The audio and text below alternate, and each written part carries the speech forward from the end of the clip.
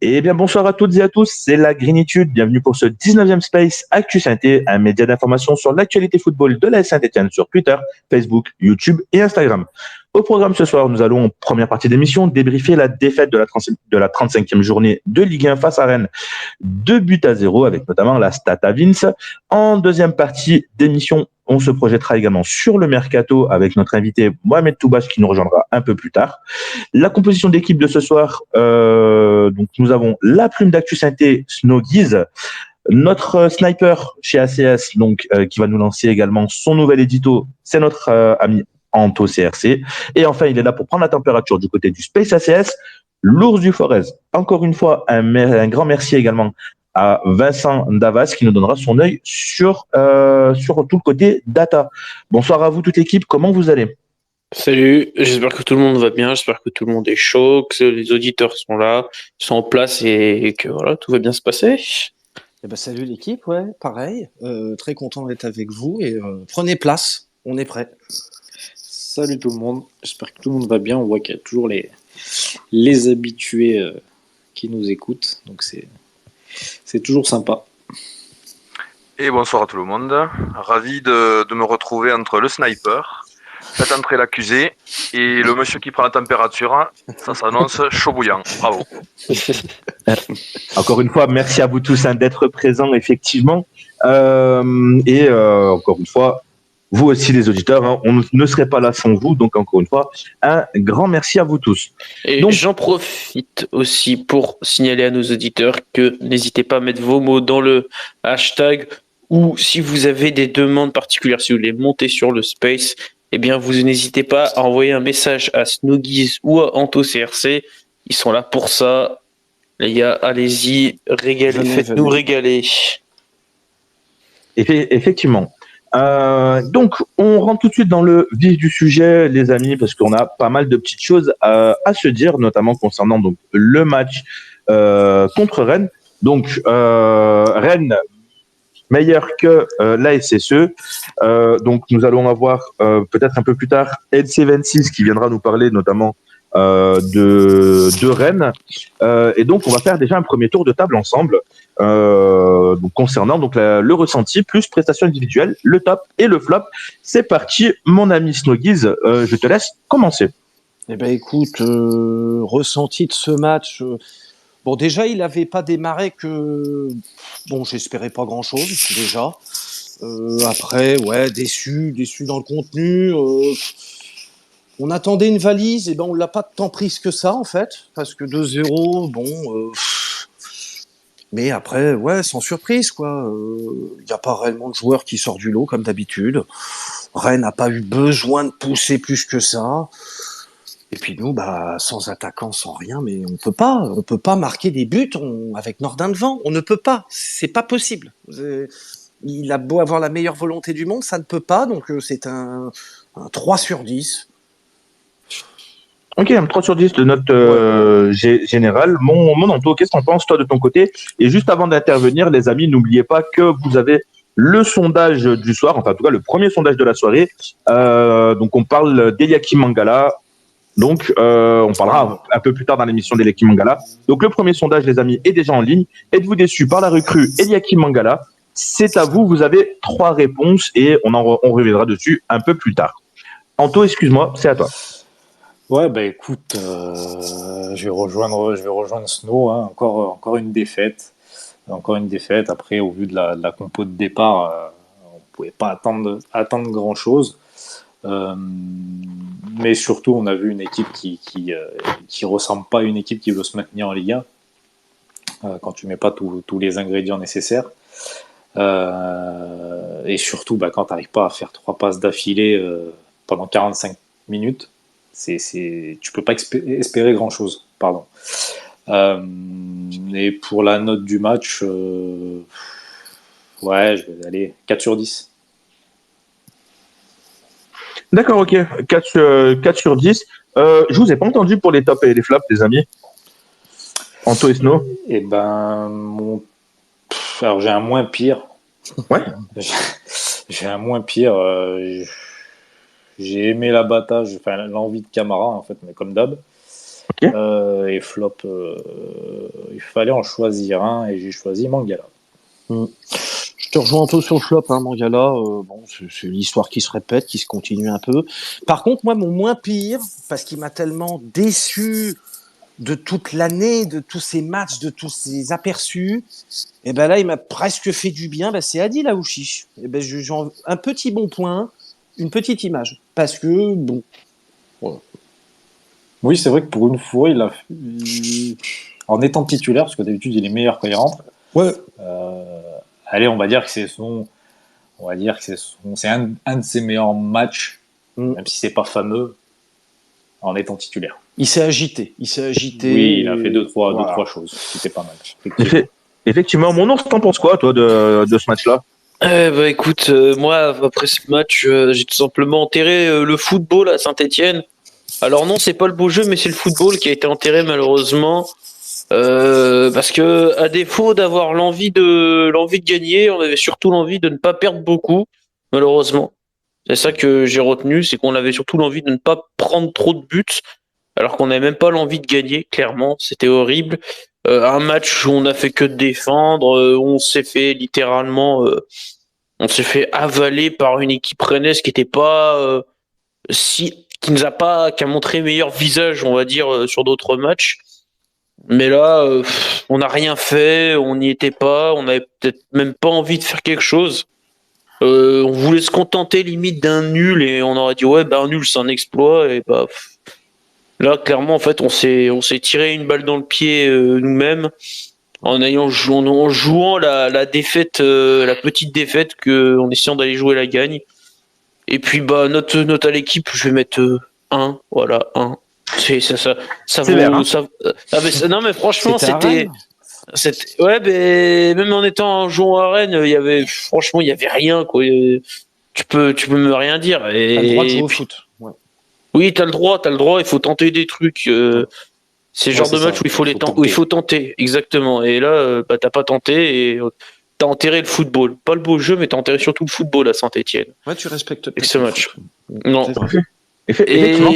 Et puis en top flop rapide, flop Gourna et Mangala, voilà 2 flops qui ont fait des matchs absolument catastrophiques. Mangala, c'est surtout le pire des deux. Ouais. Et puis en top, je vais remettre Mady Camara parce qu'il est clairement c'est sans doute un de nos soldats. On le critique beaucoup, mais il est beaucoup critiqué, mais souvent je pense qu'il y a personne dans l'effectif qui est capable de faire ce que Mady Camara fait sur un terrain.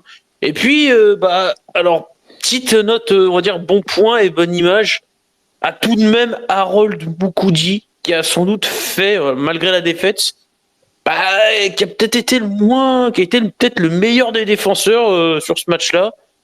J'ai trouvé, honnêtement, qui n'a pas été trop déconnant de ces 3 dans l'axe. Donc oui, Boukoudi, voilà, bonne image. Et puis, bon petit point aussi pour Adil Aouchiche.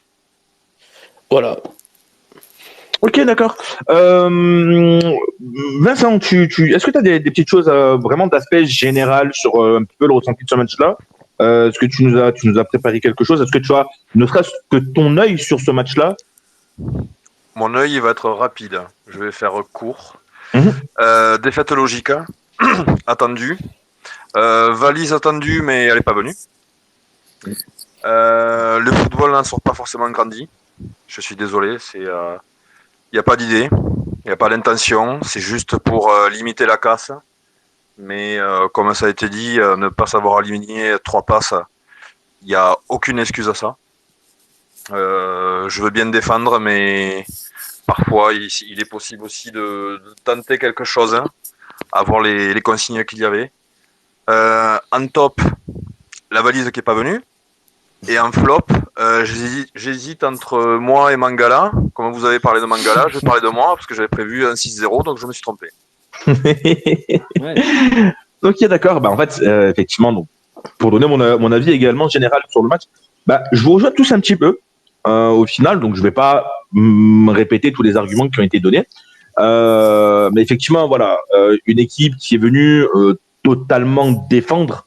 Sauf que c'est bien de défendre, mais c'est bien aussi d'avoir un projet derrière, parce que, voilà, on peut venir pour justement jouer la défense, etc. Mais une fois qu'on a récupéré le ballon, qu'est-ce qu'on fait? Et j'ai pas l'impression que les Verts se sont bien posé la question, et notamment le coach, pas l'impression qu'ils se soient bien posé la question de qu'est-ce qu'on fait après une fois qu'on a le ballon. Donc ça, c'est la première chose, effectivement, sur le ressenti global du match. Après, alors, effectivement, j'ai bien aimé, en tout cas, la débauche d'énergie de notre ami Adil Aouchiche. Parce que de là à dire qu'il a fait un bon match, ce serait quand même vraiment grossir sa performance.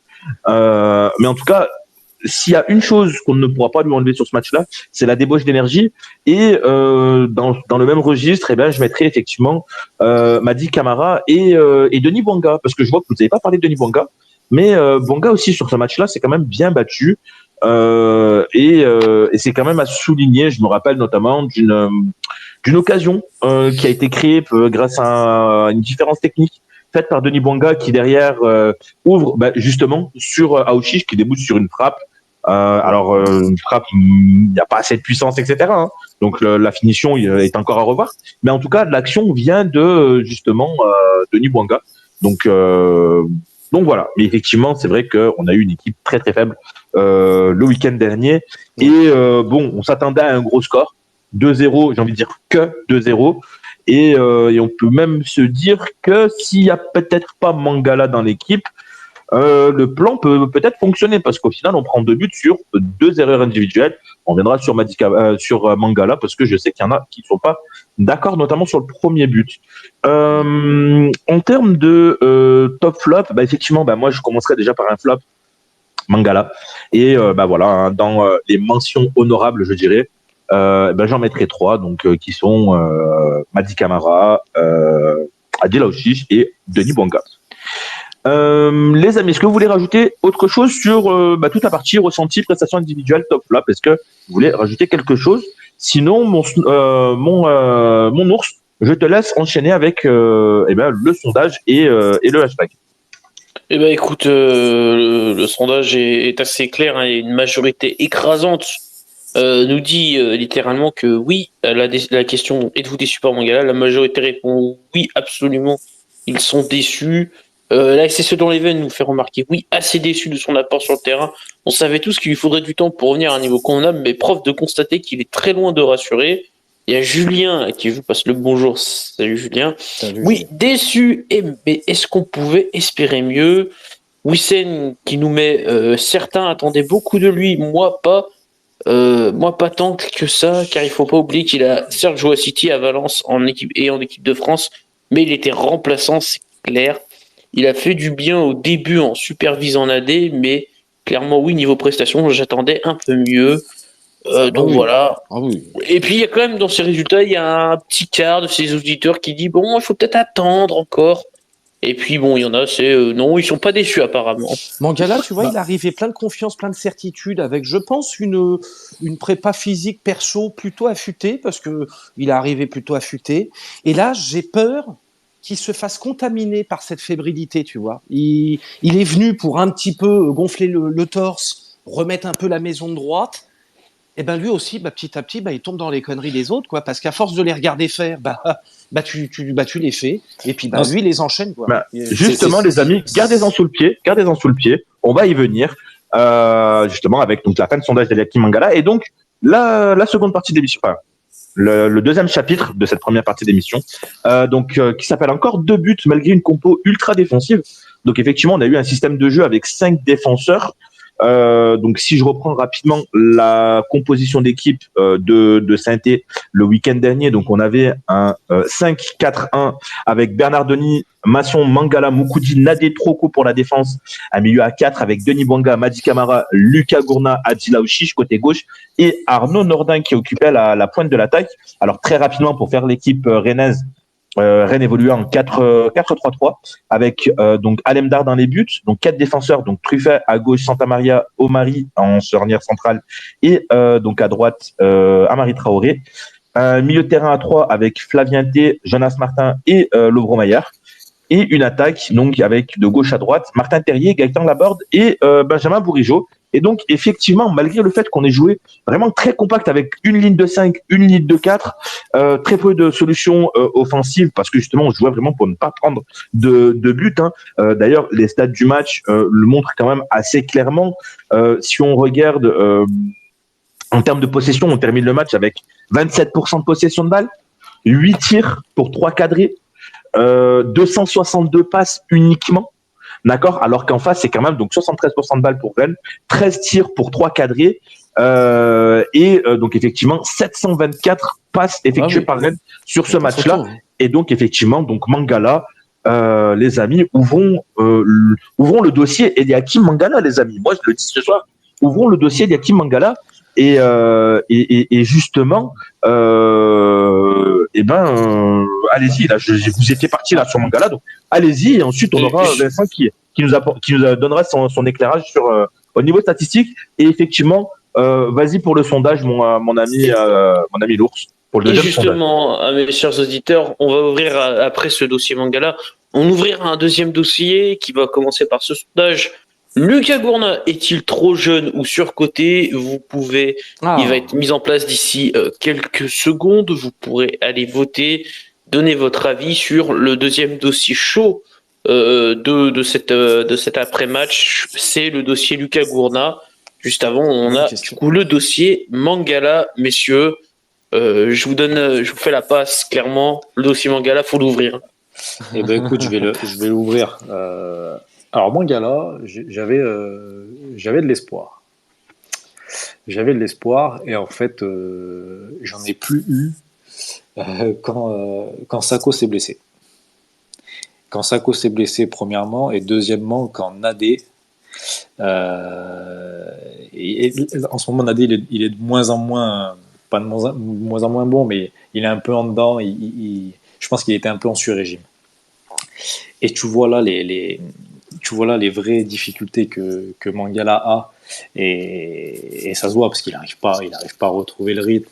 Le mec, c'est pas s'il est droitier ou gaucher. À un moment dans le match, il te fait une relance, il rate sa relance, mais ça arrive quand même sur un Stéphanois. Pas qu'une. Hein. Allez, on va dire le point qu'il a encore gardé, et encore c'est une qualité que tu perds pas forcément du jour au lendemain, c'est son jeu de tête. Parce que même si, on va dire, oui, il y en a qui disent qu'il est fautif, d'autres qui disent qu'il n'est pas fautif, d'autres qui disent qu'il peut pas la mettre, il peut la mettre ailleurs ou pas. Enfin bref, il a quand même ramassé pas mal de ballons de la tête, mais il y a que ça, quoi. Ouais. Il y a que ça. Quand il met des bouchons, il est en retard. Je pense qu'il les met pas par rapport à son expérience ou quoi que ce soit. Je pense qu'il les met parce qu'il est vraiment en retard. Et du coup, les deux à côté, entre Moukoudi et Nadé, plus ça va, et plus ils se mettent au niveau. Et donc, ce qui fait que tu as une défense qui est passée du courrière, hein, tout simplement. Donc, c'est très très compliqué. Le deuxième but rennais. Alors, là, vous allez faudrait peut-être revoir les images, mais on est 2 dans la surface pour 3 rennais. Sur le deuxième but, on est 2 Stéphanois dans la surface pour 3 rennais. Et bon, là, il tacle, il te fait une passe D à Magère. Et lui, après Magère, hein, c'était Messi contre nous, donc forcément, il la met au fond. Mais Mangala, ouais, j'avais de l'espoir, mais j'en ai plus. J'en ai plus. Après, est-ce qu'il faut mettre Sceaux? Est-ce qu'il faut faire tourner? Moi, je pense que Duprat, il fera jamais tourner. Non, mais il fera jamais tourner. Il restera, je ne sais pas si Sako va rejouer, mais il restera avec un Sako, Mangala, Nadé. Mais tu vois, erreur fatale. Tu vois, ça fait 7-8 matchs où on ramasse quasi 20 buts. On s'entête là-dedans. Alors déjà, les joueurs, eux, ils assimilent toujours pas apparemment le schéma, la tactique, l'alignement, ou je sais pas, les stoppers qui sortent sur l'attaquant, je sais pas, ce qu'ils foutent à l'entraînement. Et Mangala, je crois que c'était son pire match. Rien n'a été. Les relances, ça a été n'importe quoi. Placement à la rue, pas un duel. Et des fois, il a même fait de la peine, quoi. C'est-à-dire qu'il a fait des montées ou... Non, là, vraiment en dessous de tout. Et ce que j'en veux, c'est que Duprat, il n'y a pas de changement, tu vois. Une fois de plus, la défense, il se passe rien. C'est pas normal. Rennes, il joue à 4. Hein. Il se pose plus de questions. On est à 4. Revenons à 4, quoi. Mangala, mais sur le banc, parce que ça va mal finir à force à les mettre, les mecs. Hein. Moi, là où je rejoins un peu votre avis, c'est que il fait un peu peine à voir. Bon, on va dire que le seul truc qu'il a pour qu'on puisse le défendre, ce serait peut-être le jeu aérien, mais malheureusement, le jeu aérien, ça se résume, c'est pas que le foot, pas ça le foot en fait. Ça se résume pas au jeu aérien. T'es vraiment sérieux? T'es vraiment sérieux? Tu me parles de jeu aérien quand tu vois le premier but qu'on encaisse? Non, mais ça, c'est le premier but. Là, c'est clairement, c'est une connerie. Mais le premier but, oui, bon, c'est la seule connerie. Mais dire du match, je crois, il doit pas en perdre beaucoup au niveau jeu aérien. C'est duel aérien, on va dire. Et c'est pas pour faire avocat du diable. Hein. C'est juste dire, s'il avait un truc à sortir, on va dire, à sortir de ses nombreux défauts, c'est son jeu aérien, on va dire. Ça fait partie de ces trucs que tu peux sortir un petit peu. Mais quand tu vois le reste, mais c'est vraiment beaucoup trop mauvais. Et on a une défense. Il est en retard, il est lent, et puis il n'y arrive plus. On a l'impression qu'en fait, on savait qu'il était cramé, mais cramé à ce point-là, non, je peux pas comprendre. Non, il est cramé, il n'y arrive plus. C'est mauvais, ses passes sont mauvaises. C'est catastrophique, mon gars-là, aujourd'hui. Et ben justement, les amis, on a notre ami Vincent Dapas, donc data analyst, notamment, mais il a beaucoup d'autres qualités, mais data analyst par son métier, qui va nous mettre en lumière donc, quelques statistiques par rapport à Liaki Mangala. Et je crois que pour ce soir, tu nous as préparé une comparaison avec Michael Nadé et limite. Donc, alors ce soir, tu nous appelles ça déséquilibre en défense centrale. Et justement, on va voir qui met plutôt qui en lumière, parce qu'on a tendance à dire que c'est Mangala qui met Nadé en lumière. Est-ce que ce ne sera pas plutôt l'inverse? Vincent, c'est à toi.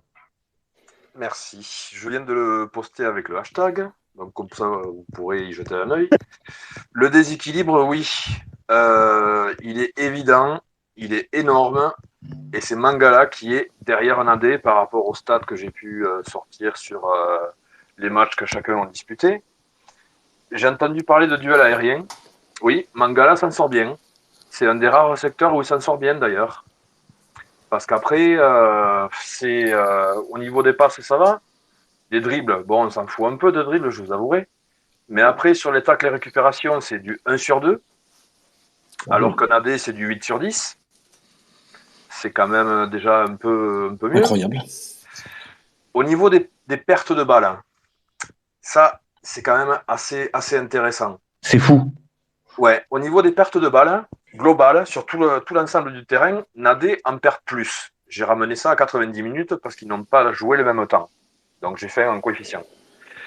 Nadé, sur les balles perdues de tout terrain, il est mal placé. Par contre, sur les autres, dans son propre terrain, il en perd moins que Mangala. Sur les ballons récupérés, Nadé est meilleur. Et sur les ballons récupérés dans le camp adverse, c'est pareil, il est meilleur. Donc on se rend compte que Nadé, il est plus fiable. Oui. Il est au niveau des duels, de tous les duels, il s'en sort mieux que Mangala. 74% de duels gagnés face à 67% quand même, les amis, rendez-vous compte. Après Nadé, il est dans le match, alors, il touche beaucoup plus de ballons que Mangala. C'est peut-être dû, justement, la stat des ballons perdus, c'est peut-être dû à ça, tu vois, vu qu'il touche il touche plus de ballons. Ah, moi, est-ce que Vincent, on peut justement déduire cela par rapport au stats que tu nous donnes? Tu vois, vu qu'il touche plus de ballons, Nadé, c'est peut-être dû à ça. Là, t'as raison, Anto. Parce qu'au jour d'aujourd'hui, on va pas se mentir, les gars. Moi, je pensais pas le dire, hein. Mais je suis beaucoup plus rassuré sur une relance de derrière de Nadé par rapport à Mangala. Et en un contrat face à un attaquant dans une action un peu chaude, là encore, j'ai plus confiance à Nadé que Mangala. Ah bah oui. Et ouais. Et alors, ça, sur ce décritère-là pour un défensif, bon. Donc, Vincent, je suis OK. Vas-y, mon Vincent, on te laisse continuer sur ton développement.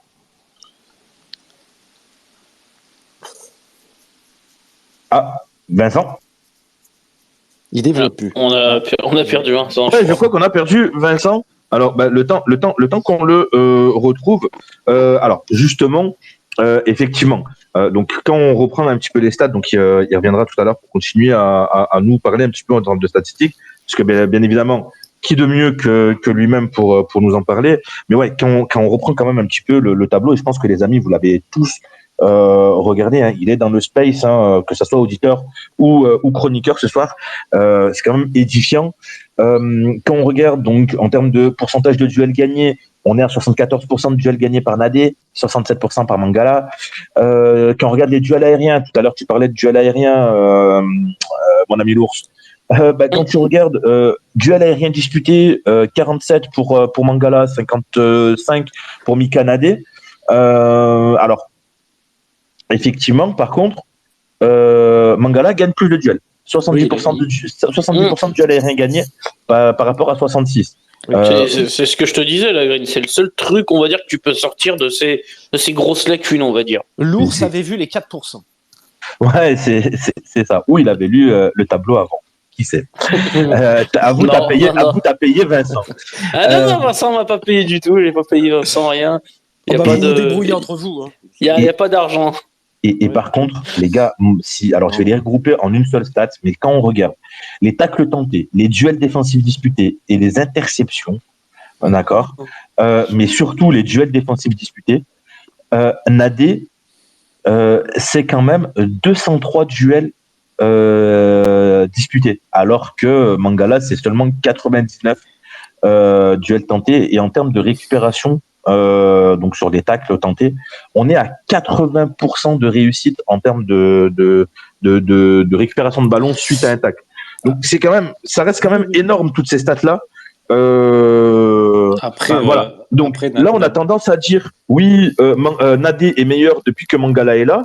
Rappelez-vous, il y a quelques semaines, on avait fait justement des stats pour justement parler de Mika Nadé et on avait bien vu que Nadé commençait à être meilleur même avant l'arrivée de Mangala. Et là, on voit bien que il reste quand même au-dessus. Voilà. Donc, j'ai envie de dire que non, c'est pas Mangala qui rend Nadé meilleur. Et j'ai même envie d'aller même plus loin moi dans mon analyse. Et justement, je vais vous demander votre avis, les amis. Est-ce que la faiblesse de Kolo Djazak ne cachait pas la faiblesse d'Eliakim Mangala? Parce qu'en fait, vu que Kolo était sur le terrain, on avait un petit peu notre tête de Turc, d'accord. Mais là, maintenant qu'il n'y a plus Kolo, on se rend compte en fait du niveau de Mangala. Mais bon, ça rejoint ce que je disais avec Sako. Kolo, il était bon piston quand il y avait Sako et Nadé. Et Mangala, on le voyait pas trop parce que les deux, ils faisaient le boulot à côté. En fait, c'est ça ce qu'il dit Anto. En fait, c'est tout lié parce que du coup, et je pense que, tu vois, quand Mangala est arrivé, on parlait que de Mangala. On voyait Mangala et dans les matchs, tu regardais Mangala et tu regardais pas Nadé. Et tu voyais pas ce que Nadé faisait. Et ce qu'il faisait, il le faisait très bien en plus. Mais ça, on s'en est pas aperçu tout de suite. Moi, je l'avoue, je m'en suis pas parce que j'étais focus Mangala. Je me suis dit, voilà, il va arriver, il va apporter quelque chose. Mais en fait, non, parce que tu as les deux à côté, entre Sako, Nadé, Tchoub et Kolo, ils faisaient le taf. C'est ça. En fait, Mangala est récupéré. Tu vois, quand il y avait un ballon de la tête à aller chercher, il était là. Mais il était, tu vois, il était bien accompagné, bien entouré. Normalement, alors que normalement, Mangala n'est pas censé être la pièce rapportée, c'est censé être la valeur ajoutée. Et au final, j'ai pas forcément l'impression que ça soit ça. Alors justement, Vincent a pu revenir. Vincent, est-ce que tu nous entends? Oui, je vous entends, mais j'ai mon téléphone qui arrête pas de bugger. Je l'ai redémarré et il commence à me casser les bonbons. Bref. Faut demander au client là de t'en acheter un nouveau. Investis, Vincent. Investis. Joker.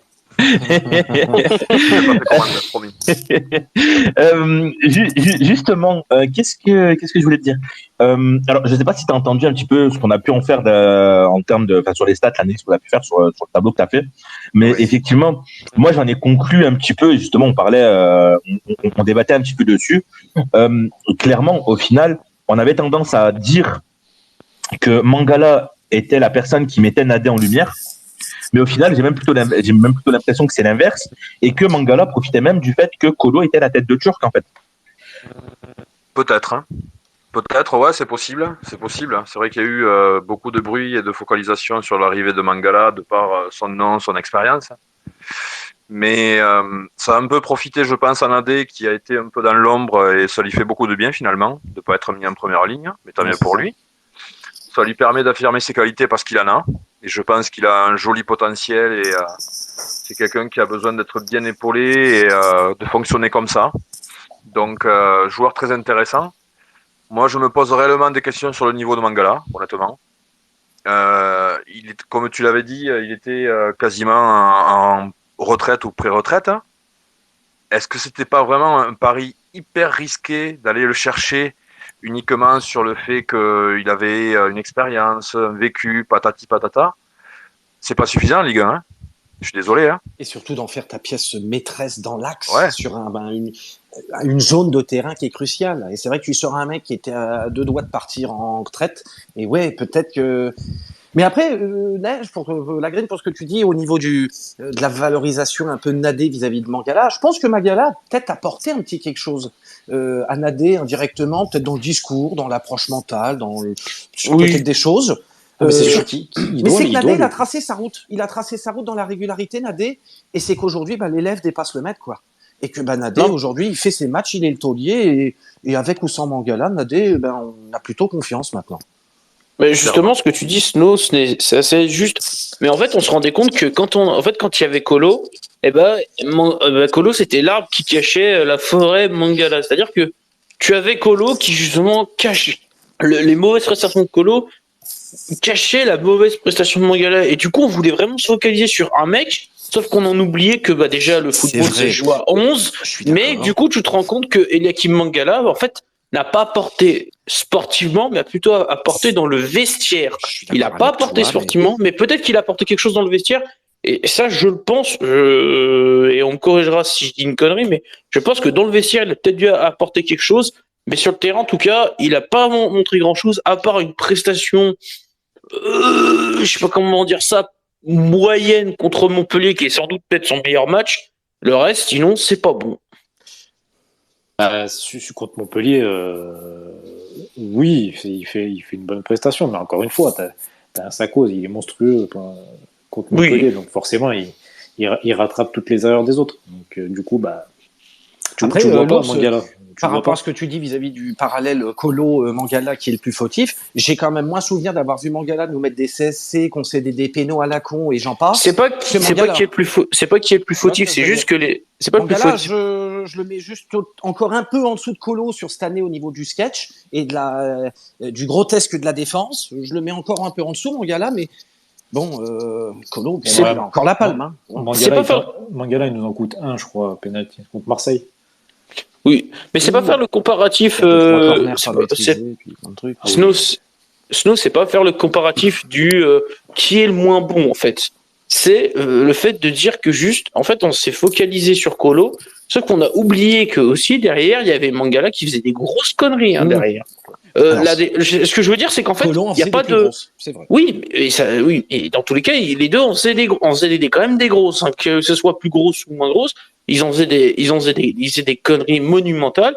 Et sauf qu'en fait, on a tellement voulu se focaliser sur un joueur, sauf qu'on oublie que le football et la défense, il y a d'autres joueurs. Il n'y a pas qu'un seul. Et c'est pas pour faire l'avocat du diable. C'est juste pour dire que quand tu fais des mauvaises prestations, il n'y a pas que une personne qui est là. Il y a aussi souvent d'autres personnes. Et bon, là, des fois, il n'y a qu'une personne qui en ressort parce qu'elle fait des actions encore plus, elle fait un truc qui, du coup, éblouit tout le monde et qui, du coup, permet de cacher les autres. Ouais, tu vois, je comprends quand même pas pourquoi la 70 ou 75e, on tente pas de basculer à 4 derrière ou changer quelque chose. Si, même à la mi-temps. Ou à la il le fait. Alors, la mi-temps, non, mais effectivement, la Saint-Etienne finit souvent ses matchs en 4-4-2. Ouais. Le problème, c'est que c'était beaucoup plus facile à faire quand tu avais Falaï Sakho axe droit, parce qu'en fait, ça te permettait de faire une défense à 4 au final assez simple, hein, qui était simplement Colo, Nadé, Mangala et donc Falaï Sakho à droite. Ça te faisait pousser Tchoub en fait un peu plus haut sur le terrain, voire même tu le remplaçais par un Nordin ou ce genre de choses. Effectivement, mais oui. Après, Anto dit quelque chose de très vrai mais bon, voilà. Quand il nous dit que la blessure de Sakho nous a été très préjudiciable. Et effectivement, de toute façon, les résultats de Saint-Etienne sont mauvais, d'accord, pour ne pas dire catastrophiques, depuis la blessure de Falaï Sako. Défensivement, on est beaucoup trop instable depuis le départ de Falaï Sako. Mais après, les amis, je pense que je vais l'apprendre à personne, mais quand je vais dire que la défense s'est stabilisée quand Falaï Sako est arrivé, et elle s'est déstabilisée quand il s'est blessé, c'est tout. Et je pense que en disant ça, j'invente pas l'eau chaude en fait. C'est simple, on avait un défenseur moderne, c'est-à-dire rapide et technique, et qui prenait un peu des ballons de la tête. Exact. Sauf qu'aujourd'hui, tu l'as plus. Et qui était capable de couvrir, une large surface. C'est-à-dire qu'il était capable d'arriver dans l'axe pour rattraper des fois les carences de Mangala. Il était capable d'aller justement apporter de l'offensivité pour suppléer Tube. En fait, il avait tellement un abattage énorme, vraiment. Mais il avait vraiment il avait quelque chose. Fallait s'y accrocher. Je sais pas si c'était un abattage, mais en tout cas, il avait l'intelligence. Il avait le coffre. Il avait l'intelligence du placement, ce qui fait qu'il pouvait anticiper facilement, quoi. C'est ça, tout à fait. Oui. Les amis, je pense qu'on a fait le tour concernant la défense. N'hésitez pas encore une fois s'il y a des réactions. Mon ours, s'il y a des réactions justement sur le hashtag. Et justement, on va peut-être regarder tout ça. Alors il y a Lulu qui nous met, c'est une erreur terrible de penser que Mangala apporte quoi que ce soit, et surtout à 5 derrière. Il n'y a pas eu grand-chose, on va dire. Il y a beaucoup sur le deuxième dossier de la soirée, mais pour l'instant sur Mangala, non, c'est pas. Il n'y a pas beaucoup de grosses réactions. Généralement, on va dire que les gens sont tous d'accord sur Mangala, on va dire. Que c'est clairement la déception. Et que... il y a par contre, moi je vois, voilà, on parle quand même de Nadé en disant que pour Nadé, on peut quand même remercier Puel qui a cru en lui. Il a été contraint un prêt et lui a fait signer un contrat. Et effectivement, les 16 en événement, tu as totalement raison. Oui. Et effectivement, quand on regarde un petit peu les différents avis que j'ai pu recevoir, notamment en message privé, moi de mon côté, ouais. Mais après, Mangala, je pense que ça a été un gros nom, peut-être pour faire oublier certaines choses du côté de la Saint-Etienne. Mais voilà, la supercherie, on l'a très vite, le poteau rose, on l'a très vite vu. Et rappelez-vous, les amis, déjà dès son premier match, on avait commencé à dire attention, Mangala, c'est quand même compliqué, machin. Alors on lui laissait le bénéfice du doute en disant qu'il était hors de forme, machin, qu'il lui fallait du temps pour se préparer, etc. Mais en fait, au final, plus les matchs continuent avec Mangala, et c'est de pire en pire. Et là, on en est carrément à Mangala qui lui fait quasiment une passe décisive sur le deuxième but traîné. Donc voilà, et il nous fait quand même 2 fois la même chose. Alors, justement, par contre, en parlant du premier but, René du week-end dernier, certains me diront, ouais, mais là, le milieu de terrain ne protège pas assez la défense stéphanoise. Et effectivement, donc, on va parler du milieu de terrain. Donc, un milieu de terrain qui ne protège pas assez sa défense. C'est comme ça qu'on l'a appelé, nous aussi, de ce côté-là. Et donc, justement, on va ouvrir le dossier d'un certain joueur, donc en corrélation avec le sondage, je pense que vous l'avez deviné, qui est le dossier Lucas Gourna. Donc, effectivement, quand on reprend un petit peu... alors, si je reviens simplement sur le match face à Rennes, d'accord. Donc Lucas Gourna, donc selon SofaScore, c'est une note de 6,4, 73 minutes jouées, 20 ballons touchés, 15 passes tentées, 13 réussies apparemment, d'après ce que je comprends au niveau des stats. Après, je suis pas très bon moi pour lire les stats. J'ai pas le niveau de Vincent, donc après Vincent nous éclairera un peu mieux là-dessus. 0 centre tenté, il tente 2 passes en profondeur qu'il rate. Un dribble tenté, un dribble réussi, 5 duels au sol tentés, 2 réussis, un duel aérien tenté qu'il a raté, 4 pertes de balles, 1 faute commise, et il a reçu un tacle et il a fait une interception. Donc ouais, effectivement, Gourna, c'est quand même assez compliqué. Alors moi, je le dis assez facilement depuis le match de Lorient. Alors après, pour des personnes qui me suivent un peu plus personnellement, du côté de Discord, je sais que voilà, j'ai montré plusieurs matchs de Nader en montrant les carences défensives de Nader et notamment le fait qu'il a énormément de mal avec ce qu'on appelle le jeu sans ballon. Donc c'est vrai que quand on regarde un match et qu'on n'a pas forcément envie de se bloquer sur un seul joueur qui plus est n'a pas le ballon, parce qu'en général on regarde un match, on regarde qui a la personne qui a le ballon, mais quand on regarde en fait le jeu sans ballon de Gourna, c'est quand même terrible. Quand on regarde un petit peu également au niveau des personnes qui y a autour de lui, Madi Camara est Ça bouge constamment. pas. Voilà. Alors, Ça bouge oui, pas. ça bouge pas, mais simplement pour focus sur Lucas Gourna, c'est simple. Quand Camara est sur le terrain, il passe sa vie soit à combler les manques de Lucas Gourna, soit à le replacer. Donc sur les quelques matchs que j'ai pu voir de Gabriel Silva, il fait exactement la même chose. Je pense notamment au match, je crois, c'est contre Brest. Donc voilà, donc les amis, Lucas Gourna, qu'est-ce que vous en pensez? On va en parler déjà un petit peu ensemble et après on s'appuiera sur la stat de Vincent et une toute nouvelle rubrique. Je vous en dis pas plus, je vous le dirai tout à l'heure, enfin on y viendra tout à l'heure. Eh ben écoute, moi ce que je vais dire de Gourna, c'est que ça fait quand même plusieurs matchs que faut être alerté, faut pas être aveuglé parce que soi-disant c'est un crack, machin, il faut être quand même alerté en ce moment, on est quand même sur une baisse de régime pour Lucas Gourna. Attention, on l'a dit, on l'a souligné, je pense plusieurs fois, je l'ai dit sur des Space ACS, je l'ai même dit sur d'autres Space, mais aujourd'hui, Lucas Gourna, attention, il est en baisse de régime. Camara, on a beaucoup critiqué Camara souvent, que ce soit au début de saison, mais fallait voir en fait ce que Camara faisait pour rattraper des conneries monumentales de Lucas Gourna. Hein. C'était vraiment des grosses conneries, des pertes de balles inutiles, des fois parce qu'il tentait, parce qu'il faisait une ou deux touches de balle de trop, parce qu'il poussait sa balle trop loin.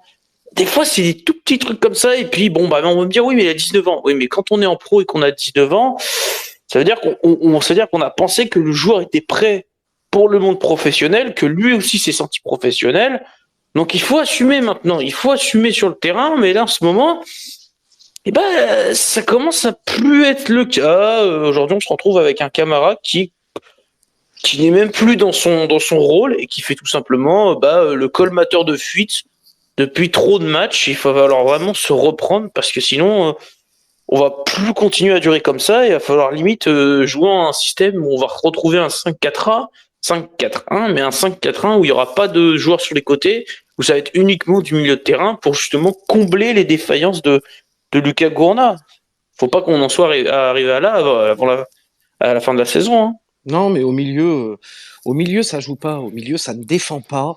Gourna, il est intermittent, c'est-à-dire qu'il a eu 2-3 bonnes prestations d'ensemble. Je sais pas, est-ce qu'il se croit arriver un peu plus vite? Est-ce que le succès monte à la tête? Et après, ça s'affaisse, quoi, le soufflet. Au milieu, ça ne défend pas. J'ai joué très modestement un peu au football et défenseur. Bon, quand tu vois que ton milieu, au bout de 4 minutes, ça va prendre l'eau et ça va être une passoire, c'est terrible. Parce que tu sais que les gars, derrière, il n'y a que nous. Hein. Oui, Gourna court de partout, mais il est nulle part.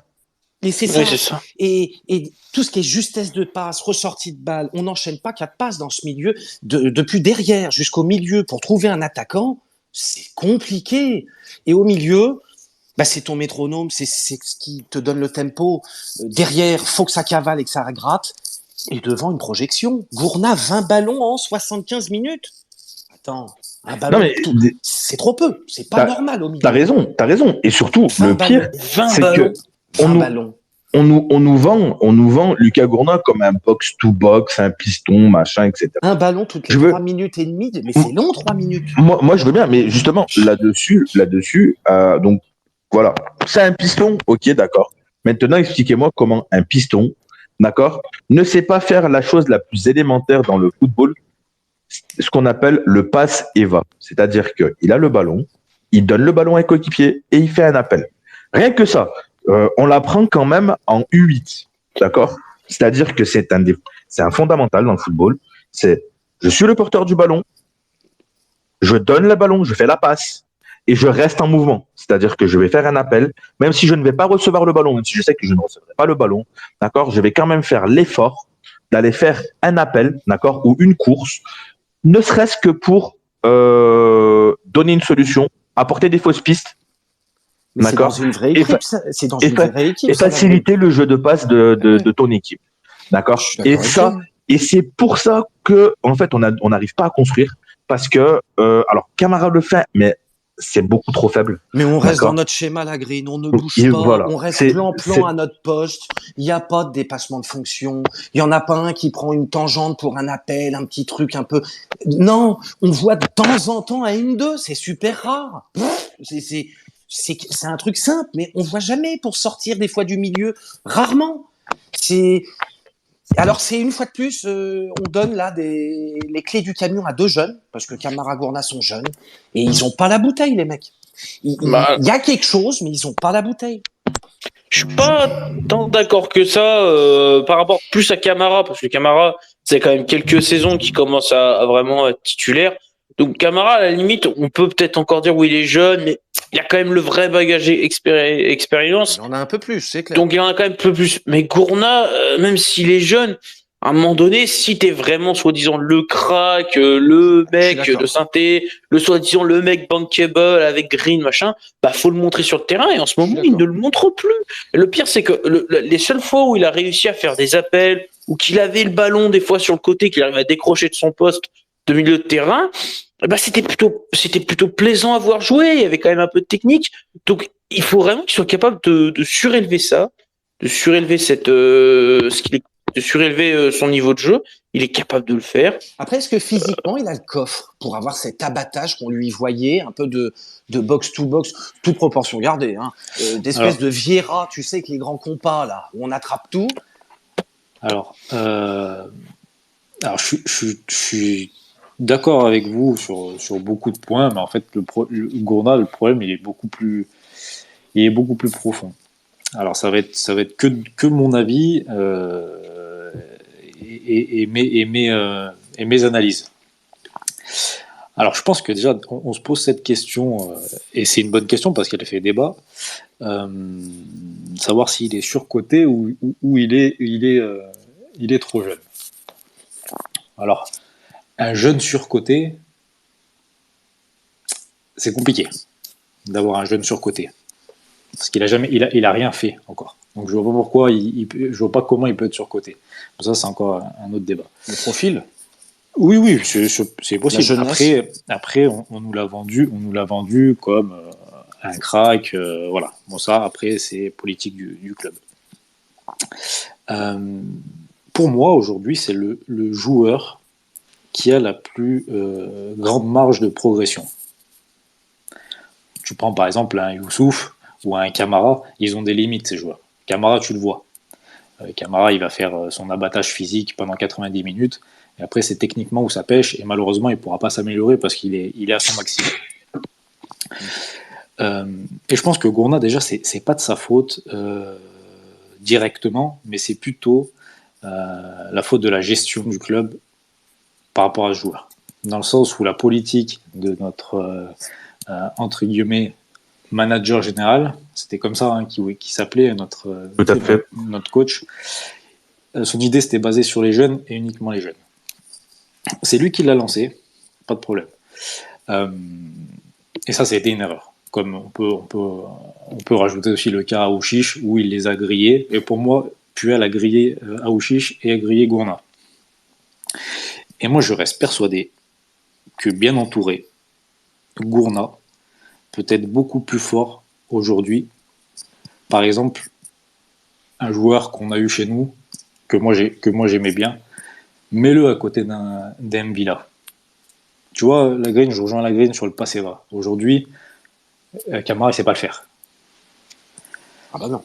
Villa, la qualité de passe, elle était au-dessus de la moyenne, la qualité de passe d'Mvilla. Oui. Et bah tu mets Gourna à côté de lui. Alors déjà, Mvilla, expérience, il va pouvoir le driver, il va pouvoir lui parler. Ça, déjà, c'est un atout que Mvilla a et que Camara n'a pas. Ou que Gabriel Silva. Parce que recevoir des conseils de Camara, j'adore, hein, je respecte un joueur. Hein, il mouille le maillot, d'ailleurs, c'est un des seuls. Mais il n'y a pas de souci. Mais voilà, comme disait la Green, c'est des joueurs qui font que le replacer. Mais quand tu dis replace-toi, joue plus bas, c'est que du replacement. C'est pas, tu vas pas lui donner un conseil. Un Camara, il va pas lui dire ouais, quand t'as le ballon, fais ton contrôle orienté, tu la donnes, machin. Non, il peut pas. Mais encore une fois, la situation du club et la mauvaise gestion qui dure depuis des années, donc c'est pour ça que je disais que c'était beaucoup plus profond, et malheureusement, c'est pas valable que pour Gourna. Donc voilà, ça dure depuis des années, et ce qui fait que beaucoup de jeunes aujourd'hui se sont brûlés, quoi qu'on en dise. Et malheureusement, bah voilà, tout est lié aujourd'hui. Et pareil, dernière chose, et après vous allez me dire si vous êtes d'accord avec moi ou pas, mais dans un club mieux géré que ça, le débat de ce soir, on l'a pas. Non, je suis pas d'accord. Honnêtement, Ando, je suis pas du tout d'accord avec ça. Voilà. Par rapport, peut-être à la gestion, je suis d'accord, mais par rapport avec l'attitude de Gourna, pour moi, en termes de sportif, même si la gestion est mauvaise, quand on fait confiance à un jeune de 19 ans, ça veut dire qu'on pense on est quasiment sûr qu'il a le potentiel et qu'il a la maturité pour être professionnel. À l'heure d'aujourd'hui, ce que propose Lucas Gourna, ce n'est pas digne surtout depuis Lorient. Hein. Alors avant, c'était peut-être convenable, mais depuis le match de Lorient, ce qu'il propose, c'est pas vraiment ce que proposerait un joueur professionnel titulaire. Un remplaçant, il serait joueur remplaçant, je serais pas autant à taper dessus. Ça me fait chier en plus de lui taper dessus parce que je sais qu'il est capable de faire beaucoup mieux que ça. Mais à l'heure actuelle, s'il faut le sortir, le mettre remplaçant, il n'y a pas le choix. Ses prestations sportives à l'heure actuelle ne le permettent pas d'être titulaire. Non, mais moi je suis d'accord. À l'heure actuelle, il n'y a pas de problème. Mais tu vois, c'est pas parce que tu donnes confiance à un jeune de ton centre qui a 17 ans en lui disant tous les jours et c'est toi l'avenir, et c'est toi, tu vas être titulaire, et machin, et machin. Des Mbappé, t'en as pas 15. D'un Mbappé, t'en as un dans le monde. Donc sûr. Mbappé, à 17 ans, tu vois que même tu lui dis rien. Il sait tout faire. Mais Mbappé, justement, tu le mets à Monaco, Mbappé. Et regarde, champion de France. Donc tu vois, c'est encore autre chose. Ouais, mais justement. Et à Monaco, à côté de lui, bah, il n'a pas des camarades. Alors, je pense que personne n'a comparé Lucas Gourna à Mbappé. Alors, je vais être d'accord sur pas mal de choses avec toi. Effectivement, c'était peut-être un peu trop tôt pour lancer un mec comme Gourna, et il est peut-être pas forcément très bien entouré. Ça, je veux bien te le concéder. Même chose pour un mec comme Aouchiche, mais le cas Aouchiche, on ouvrira le dossier Aouchiche un jour aussi. Maintenant, je ne pense pas que ce soit le club, d'accord, qui se soit enflammé sur le joueur. Je pense que il y a quand même eu à un moment donné, voilà, on en a un chez nous, des gourbistes, des machins, des je sais pas quoi, et les médias qui sont partis en vrille totale, et Gourna, c'est 20 millions d'euros, et je sais pas quoi, et machin. Voilà, moi c'est ça en fait, et la pépite Gourna, et ça c'est pas le club, ça. Non, bien sûr, mais tu vois, c'est encore une fois, voilà. tout est lié avec l'environnement et le joueur, bah forcément. Donc moi, ma question, moi, elle est là. Moi, ma question, elle est là. Ma question, c'est, quand on dit, est-ce qu'on l'a beaucoup trop surcoté, je m'adresse aux supporters, en fait. Parce que là, on va bientôt arriver sur une période de mercato. Tout à l'heure, Mohamed Toubache va venir nous donner peut-être des infos mercato, et peut-être qu'il y aura des infos également sur des joueurs qui peuvent arriver. D'accord? J'ai pas envie, comme j'ai pu voir il y a 3 semaines, toute la communauté stéphanoise s'enflammer pour un mec, un joueur qui joue dans un championnat obscur du Gabon et qui a marqué 14 buts. Et là, ça y est, j'ai commencé à entendre presque qu'on avait fait signer le prochain Ibrahimovic, en fait. D'accord? Voilà. Moi, c'est surtout ça, en fait. J'aimerais que les gens qui ont qui suivent le football et qui suivent la Saint-Étienne, d'accord? Je sais, on n'a pas une actualité sensationnelle, machin, etc. Et ça, je m'entends bien. D'accord? Mais qu'on arrête un petit peu de s'enflammer dès qu'un joueur fait de bonnes passes. Qu'on arrête dès qu'on voit un joueur sortir du centre de formation, jouer 5 minutes, ça y est, c'est le futur machin, c'est le futur lui, c'est le futur. D'accord? Parce que je rappelle quand même que si on en écoutait certains, après, c'est pas des attaques personnelles, hein, les amis. Hein, voilà, on s'enflamme tous pour tel ou tel joueur, d'accord. Mais si je me rappelle, cet hiver, on voulait quand même mettre titulaire des mecs comme Yanis Léry, ou des Diaye. D'accord. Voilà. Donc maintenant, il y a une chose, et je pense que la stat de Vincent concernant Lucas Gourna, qui est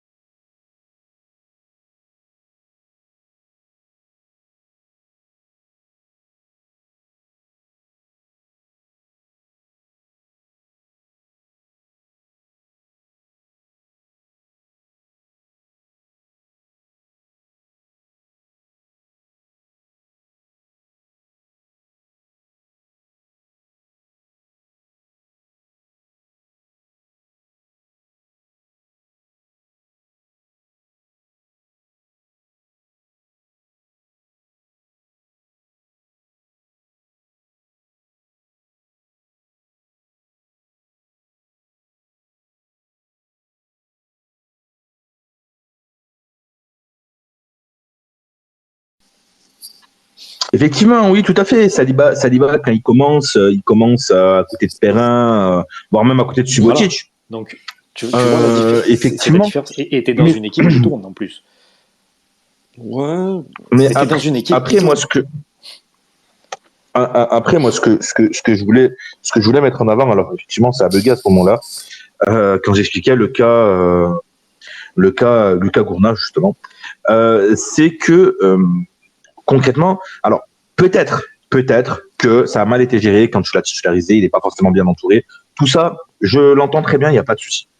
En revanche, et je veux tirer sur personne, je veux faire d'attaque à personne, d'accord? Mais quand le gamin il fait 2 bons matchs et que l'ensemble de la communauté stéphanoise s'est mise à mettre Lucas Gourna en photo de profil, par exemple, ou à commencer à nous dire que Gourna ça valait 50 millions d'euros, Oui. voilà, il faut juste doser un petit peu. Voilà. Donc, oui, ce ne sera pas forcément un joueur de Ligue 2, mais non, il n'aura pas forcément le ballon d'or non plus. Mais tu vois, c'est ça. D'accord. En fait, on n'a pas réussi à trouver le juste milieu. Voilà. Et donc, justement, je ne sais pas si Vincent a pu revenir. Si Vincent est là, voilà. Donc, je vais lui envoyer une invitation pour qu'il puisse monter, justement. Et comme ça, il nous fera justement l'analyse avec la stat.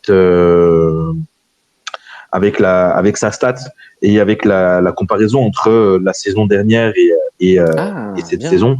Et vous allez voir en fait qu'il y a un Gourna la saison dernière et il y a un Gourna cette année, très clairement. Vous allez vous en rendre compte. Donc voilà.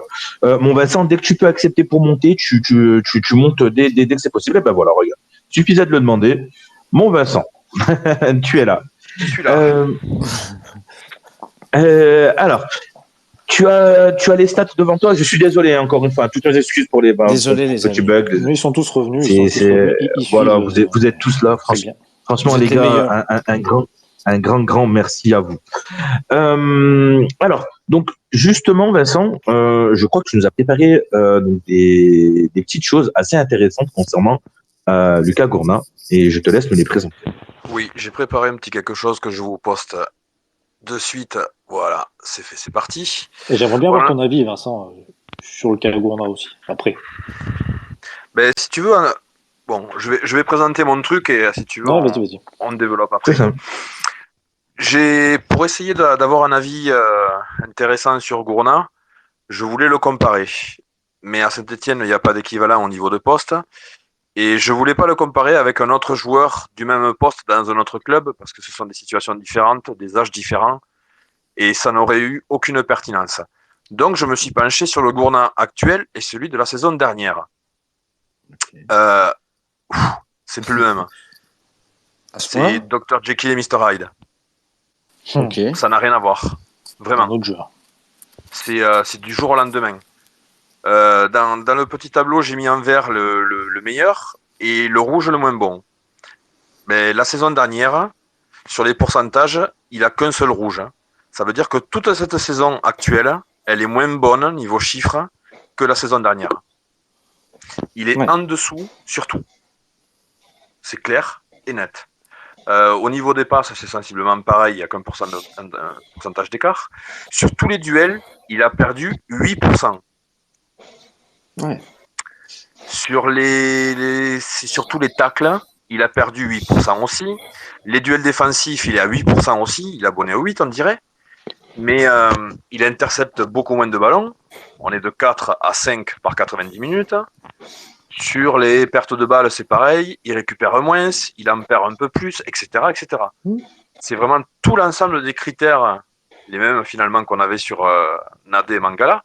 Ces critères-là, il est vraiment en baisse partout.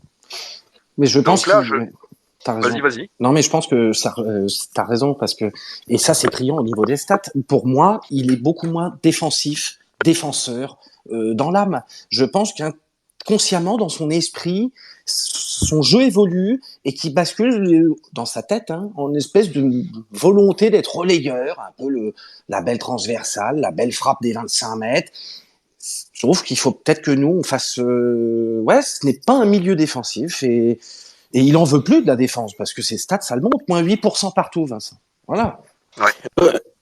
Mais quand t'es un milieu de terrain, tu dois aussi participer à l'effort défensif. Non, c'est pas. Faut être réaliste. Le milieu de terrain, il participe activement à la défense. Quand tu joues sur le terrain, tu dois pas t'exclure de défendre. T'es pas une équipe comme le PSG. T'es une équipe comme Saint-Etienne. Déjà, c'est déjà une pièce. Il y a déjà une pièce. Le milieu de terrain, c'est encore plus important. Si ton milieu de terrain prend l'eau, faire des passes et tu dois normalement t'améliorer là-dessus. Tu as plus de matchs dans les jambes. Justement. Normalement, ton esprit assimile un peu mieux la pression, les grands matchs. Tu dois faire mieux. Et alors, surcoté, pas surcoté, moi, j'ai peur du pétard mouillé. Désolé. Non, voilà. Alors, mais je trouve que tu as raison et je pense qu'il va neiger demain parce que c'est rare que je dise que tu as raison.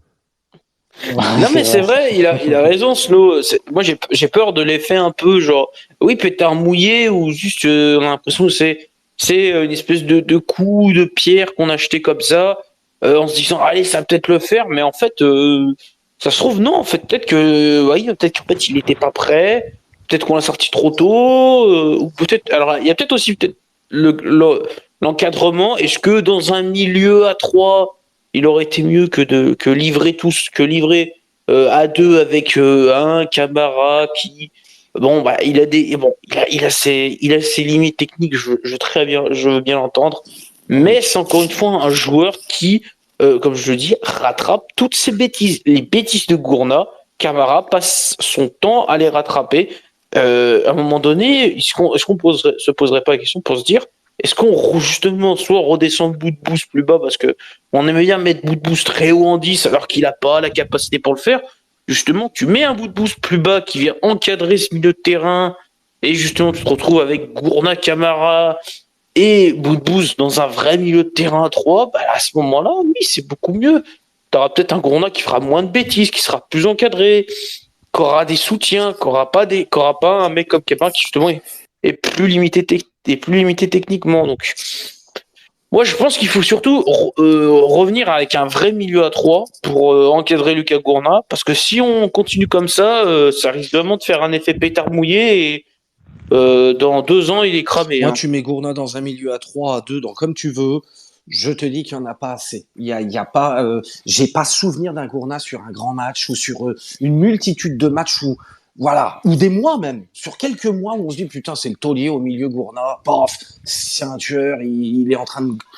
Non, j'ai pas souvenir de tout ça. Et même dans l'impact du jeu, dans la tactique, tout, je trouve. Alors ok, Anto, d'accord, oui, tu vas le foutre à Monaco, à Lyon, oui, avec les milieux, là, l'entraînement, tout ça, évidemment, ça bosse mieux. Mais je te dis pas qu'il fera pas quelque chose ailleurs, oui, bien conditionné. Mais parce que moi aujourd'hui, je vois pas comment il peut progresser en fait. Ouais, mais attends, il y a quand même une différence entre ne pas progresser et Régresser. rester constant dans ses... et rester constant. Alors après, il y a une chose. Oui, après voilà, hein, cette question, c'est justement aussi un peu une question. En fait, au final, c'est les deux faces un peu de la même pièce, hein, qu'on soit bien d'accord. Euh, mais parce que un joueur peut être surcoté une année et l'année d'après tout exploser, hein, qu'on soit bien d'accord. Mais maintenant, effectivement, le fait qu'il soit trop jeune, ne lui permet pas d'être régulier. Il a des choses sur lesquelles il doit se bonifier. Ça reste un diamant brut, Lucas Gourna. D'accord. Notamment, tout à l'heure, je parlais de jeu sans ballon. Le jeu sans ballon, on va énormément l'apprendre et il va beaucoup évoluer quand on va jouer en pro parce qu'on ne se place pas de la même manière que tu joues avec des gamins en CFA ou avec des adultes. Le placement n'est pas le même. L'intensité des matchs non plus, etc., etc. Tout ça, ça reste quand même important, je pense, de le souligner. Maintenant, voilà, moi quand je parle vraiment d'enflammade et de surcoté, c'est voilà, ben justement parce que j'ai un peu l'impression que c'est parti en vrille dans tous les sens et que comme la plupart de nos jeunes, parce qu'ils avaient gagné une Gambardella, parce que si, parce que ça, on voyait peut-être ces joueurs-là beaucoup trop gros, trop rapidement, d'accord? Ce qui peut apporter ce fameux sentiment de déception C'est sûr. concernant un mec comme Gourna. Pourquoi Nadé, au final, vous pensez réellement que Nadé il est en train de faire une saison à la Sergio Ramos? Non. Par contre, vu qu'on l'attendait pas et qu'il fait des matchs corrects, parce qu'il fait pas des matchs exceptionnels, hein, il fait juste des matchs corrects, en fait. Oui. Et vu qu'on l'attendait pas, ben on est là, oh Nadé. Mais c'est parce qu'en fait, on l'attendait pas. Oui, non, mais d'accord, mais c'est Mais qu'il montre aussi sur le terrain, Nadé, Voilà. il fait pas Mais boulette, quoi, il est propre, oui, mais il fait son non, mais job. en fait, il fait son job. voilà, il en fait pas plus, il en fait pas moins. Il fait juste ce qu'on lui demande de Il faire. le fait pas Tu trop vois mal. Voilà, mais en fait c'est juste ça, et c'est ce que je dis. Étant donné que Lucas Gourna, on en attendait tellement. Enfin voilà, il y a eu des comparaisons avec Vieira, des comparaisons avec Pogba, des comparaisons avec Abu Dhabi. Et le problème vient de ça. Le problème, il vient de ça. Excuse-moi de te couper, parce qu'en France, ça c'est typiquement français. On est toujours en recherche du nouveau Zidane, du nouveau Untel, du nouveau Untel. Il faut arrêter avec ces conneries. À chaque fois, on crame les joueurs. On a cramé Marvin Martin, Gourcuff, etc., etc. C'est tout le temps le même schéma. La responsabilité vient des médias. Il faut arrêter de vouloir faire du buzz et vendre du papier en racontant des conneries et en inventant des joueurs qui sont à l'aube d'une carrière. Il faut les laisser tranquilles, hein. Quitte à les mettre un peu sur le banc, les faire rentrer, mais arrêter de leur donner des images qui sont totalement fausses. Moi, ça me fatigue. Je suis désolé, mais voilà. C'est ça. T'as raison. Oui, je rejoins totalement ce que dit Vincent. En fait, on en est là à chercher en fait, quand un joueur explose, on veut lui chercher des références. Mais ne cherchez pas des références, il faut chercher son style. Il a son style. J'aime pas quand, c'est ce qu'on disait, tu vois, quand Mbappé, il était en train d'exploser, on disait, oh, c'est le nouveau Thierry. Non, c'est le Mbappé. Voilà. C'est Mbappé. Voilà. Benzema, c'est pas le nouveau Platini, c'est Benzema, voilà. Et chaque joueur a son style, chaque joueur est unique. C'est pour ça que le football est tant magique, parce qu'il est unique, chaque joueur est unique. Il n'y a pas deux joueurs qui se ressemblent comme deux gouttes d'eau. On peut très bien dire en Italie, ils aimaient bien faire la comparaison Verratti-Pirlo. Mais excusez-moi, mais elle se fait pas du tout la comparaison. Faut arrêter. Peut-être dans un style de jeu, ça peut être proche. Mais Pirlo était unique comme Verratti est unique. Gourna a son style à lui, va affiner son style à lui, Camara a son style. Revenons clairement à ce que nos joueurs aient un style, leur propre style, et non pas le style de grands joueurs à qui on veut le comparer. Il faut pas comparer pour comparer, ça sert à rien de comparer. Est-ce que Gourna s'est plus arrivé trop vite? Est-ce qu'il s'y est pas... Alors, je pense que, et on terminera avec cette question-là et la réponse de cette question-là.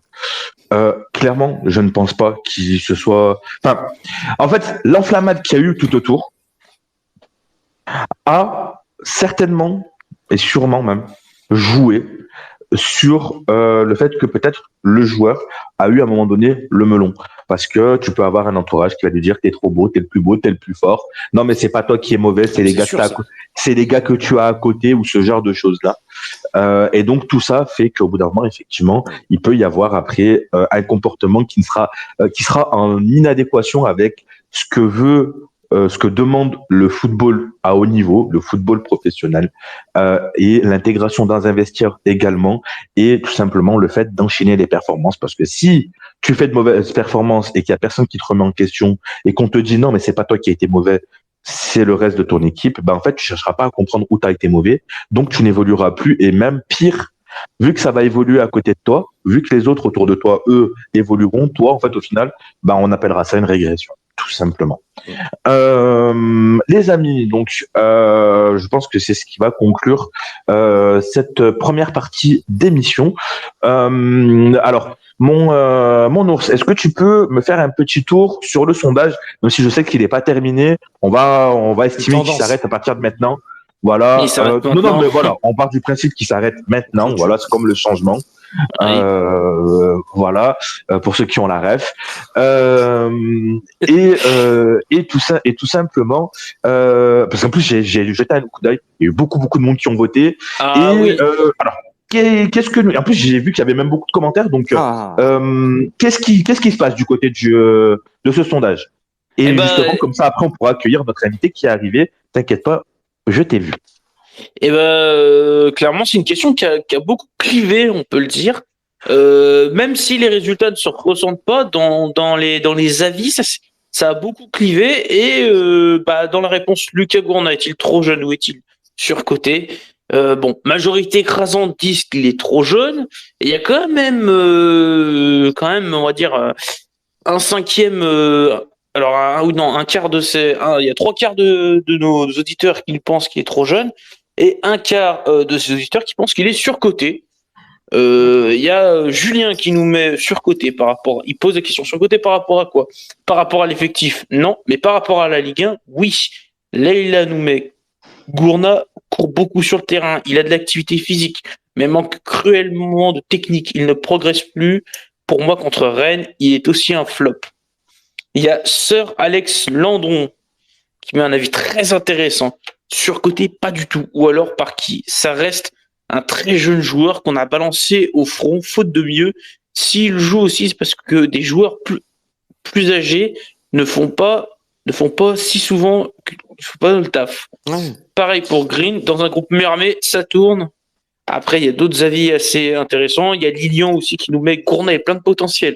Mais il est encore jeune. Il ne faut pas oublier qu'il n'a que 19 ans. Plus il prendra d'expérience, plus il gommera ses erreurs. Oui. Il y a Wissem qui nous met alors Gourna, le placement est à améliorer et vite. On l'a vu avec notre prof, la Greenitude, il est à l'origine de plusieurs buts à cause de son placement. Donc c'est clairement. Je suis pas prof, hein, les amis. On est bien d'accord. Non, mais ce que les auditeurs ressentent, c'est qu'il y a quand même, on voit qu'il y a quand même des points à améliorer. Mais ce qu'ils notent, c'est surtout qu'il a encore, on va dire, de la jeunesse, il est encore trop jeune pour être estimé surcoté. Voilà ce que beaucoup ressentent. Encore une marge de progression qui est énorme, effectivement. Tout à fait. Je pense que Il n'a pas encore passé 20 ans. l'ensemble de nos auditeurs ont totalement raison. C'est sûr. Effectivement. Donc, les amis, voilà ce qui conclut la première partie d'émission et donc ce fameux après-match ASS Rennes. Donc, vous avez vu qu'on a fait quand même un peu plus gros que d'habitude. On a vraiment essayé de creuser un peu plus. Et donc, tout simplement, donc, je vais accueillir déjà notre invité avant de lancer la chronique de Snow. Et donc, après, on parlera de quelque chose que vous aimez beaucoup, qui est le mercato. Et pour en parler, donc, nous aurons notre ami Mohamed Toubache. Bonsoir, Mohamed. Comment vas-tu? Bonsoir à tous. Salut, Momo. Excusez-moi, parce que Il est devant le match. je suis devant le match. Ouais, exactement, tout à fait. Ça y est, Bon, on s'est éliminé. Bonsoir à tous, j'espère que vous allez bien. Désolé pour le retard. Hein. Oh. Non, écoute, il y a pas de souci. Tu arrives quand tu le veux. Tu sais que tu es chez toi ici. Donc effectivement, donc Mohamed qui va nous parler un petit peu mercato tout à l'heure. Mais juste avant, donc c'est la chronique de Snow. Snow, qu'est-ce que tu nous as préparé ce soir? Ah, alors écoutez les amis, ce soir, je me demande si Sainté est béni des dieux. Eh ben ouais les potes, il y a quelques semaines déjà ici, Je me posais la question, et du coup, je vous la posais aussi. Comment cette ASSE-là pouvait rester en Ligue 1? Par quel miracle? Eh ben, je crois avoir trouvé. Ça y est, je sais. Je crois que le barrage, voire le maintien direct, je sais, on s'emballe pas. Eh bien, ça sera grâce aux autres, à nos concurrents directs, en fait. Ben oui, attendez. Comme prévu, avec nos verts chéris, les week-ends se suivent et se ressemblent. Calendrier infernal que l'on connaissait. On prend calotte sur calotte. C'est simple, les matchs sont déjà pas joués, qu'on sait déjà que ça va mal se passer. On joue super mal, c'est chiant, ennuyeux, fade. Et en plus, nos joueurs reconnaissent ne pas donner le maximum. Enfin, voyons. Je capote. Du coup, comme prévu, les Rennais nous ont fait dégueuler la galette saucisse, quoi. Les Verts ont vomi des passes affreuses, des gestes incroyablement mal maîtrisés, en défense, au milieu, en attaque, enfin partout. Et puis une fébrilité et une fragilité de plus en plus grande. Ah, c'est sûr, on n'a pas vu le Père Noël à Saint-Étienne récemment, comme à Troyes, où il y a eu 3 pénaltys incroyablement honteux sifflés le week-end dernier. Je vous rassure, ou pas, mais contre Nice, prochainement, orage à prévoir. Attention, pas de Père Noël en vue, pas de pénalty grotesque en prévision, pas à nous quand même. Alors on le sait, nos Verts sont surprenants, on ne sait pas dans quel sens par contre, mais on les connaît. Après, Rennes, objectivement, 2-0, bon, c'est pas la raclée comme annoncé, ou presque prévu. On n'a pas fini en toupie à 6-2. En tout cas, je vous le dis, c'est plus l'étoile du Berger, mais l'étoile de Saint-Étienne. Si on regarde bien, on a Bordeaux et Metz qui se tripotent dans le bas-fond du classement. Ça gagne pas, ou plus. Ils mènent, ils se font rattraper, dépasser. Bref, ils nous grignotent pas de points. On est tranquille, Émile. Et puis devant nous, pareil, des scénarios ces dernières semaines plutôt favorables pour nous. On n'est pas totalement largués non plus. Et soyons fous, mais pas trop. Mais on peut même attraper Clermont par le callback et les foutre en barrage à notre place. En mode laisse la Ligue 1 aux anciens petits. Alors c'est pas beau, c'est à l'arraché, mais on s'en fout. Il y a une étoile au-dessus de Saint-Étienne et je vous le dis, le maintien, on l'aura. Alors messieurs, un barrage maintien, ça viendra des autres? Wow. La question, elle est compliquée. Je pense que oui. Malheureusement, elle viendra des autres parce que notre calendrier nous permet pas clairement de nous dire si ou non on peut se maintenir. Et puis notre niveau de jeu à l'heure actuelle nous permet pas d'avoir notre destin en main. Donc oui, je pense que ça viendra de la chute des autres. Est-ce qu'on maîtrise quelque chose dans tout ça? Si, je pense qu'on a encore un petit peu notre destin entre nos mains. Je pense, hein. Mais c'est vraiment ça ne tient qu'à un fil. Ouais.